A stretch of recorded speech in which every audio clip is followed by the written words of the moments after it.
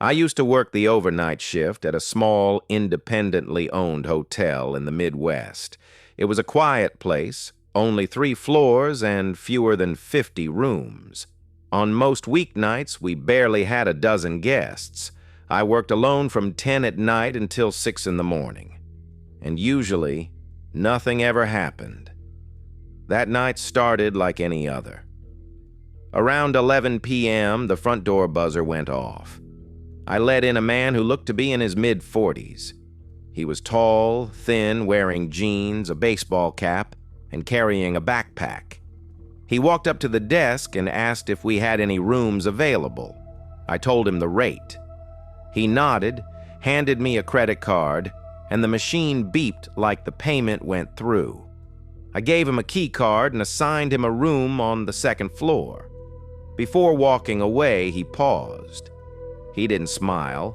He didn't look angry. He just stared at me with this blank expression.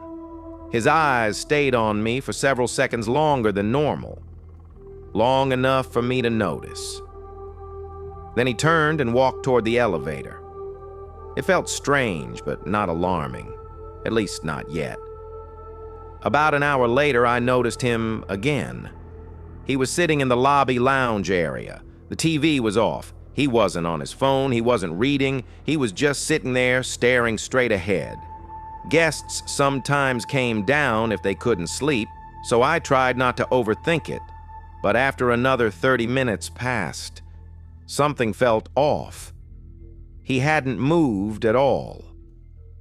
When I walked past to grab water from the vending machine, I felt his head turn. I didn't look directly at him, but I knew he was watching me the entire time.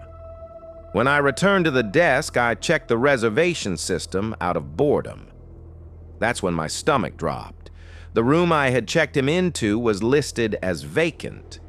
I checked again. There was no reservation, no payment, no transaction record. I pulled up the keycard log, and it showed the door had never been opened. He never went to the room. I even called the room phone. It rang and rang, but no one answered. When I looked back toward the lounge, he was still there, sitting in the exact same position. From that moment on, I couldn't relax. Over the next few hours, I watched him wander the building. He stood at the ends of dark hallways. He lingered near stairwells. He paced slowly near guest room doors. At one point, I saw him standing in a shadowed corner of the lobby, just watching me work. He never spoke unless I spoke first. By around 3:30 in the morning, my nerves were shot. I called the police non-emergency line and explained that there was a man inside the hotel who didn't appear to be a guest. They told me to call back if he did anything threatening. Minutes later, I saw him standing directly outside a guest room door on the first floor, completely still. That's when I called 911. When the officers arrived, they questioned him and escorted him outside. One of them came back and explained everything to me. The credit card he used was stolen. He was never a guest. He had been pretending to check in just to get access to the building. They arrested him for trespassing and fraud. What still haunts me is how long he had been inside, watching, waiting. And I still don't know what he planned to do if no one had stopped him. I'm 24 now, but at the time, I was working overnight at a small gas station off a rural highway. It was the kind of place that stayed quiet unless someone was desperate for fuel. One night around 1 a.m., a man walked in and didn't head for snacks or drinks. He just stood at the counter staring at me. Then he said something that made my blood run cold. "You always work this late?" I tried to brush it off, but then he said my name. I wasn't wearing a name tag. He told me he noticed how I write certain letters, that I use slashes instead of dots, that he'd seen it on the whiteboard behind the counter. After that, he started appearing randomly, sometimes inside the store, sometimes sitting in his car outside with the lights off. He commented on my habits, my schedule, the fact that I locked the back room door at the same time every night. The worst moment came when I returned from a short break and found a photograph sitting on the counter.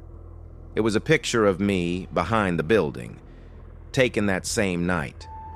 The police later found notebooks in his car filled with notes about my routine, my movements, my name written over and over again. I don't work nights anymore, and I don't live in that town. I was 22 and working weekend overnights at a 24-hour gas station when something happened that still makes me uneasy. One night, co-workers stopped by and mentioned a car parked at the far edge of the lot. The engine was running. The lights were off. There were no license plates. Someone was inside, watching the store. Later, another car pulled in. Same situation, no plates, lights off. When they were confronted, both vehicles left together.